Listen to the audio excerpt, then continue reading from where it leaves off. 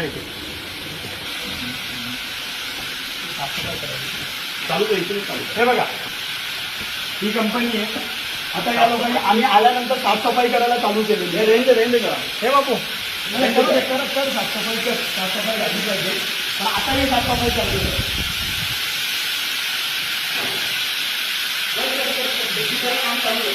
आता सगळ्यात महत्वाची गोष्ट म्हणजे पाणी. तर आता तुम्हाला पाणी दाखवतो. हे पाणी सॉस बनवण्यासाठी वापरलं जातं. सगळ्यात पहिलं तुम्ही हे पाणी बघा. म्हणजे सगळ्यात महत्वाचा घटक असतो पाणी.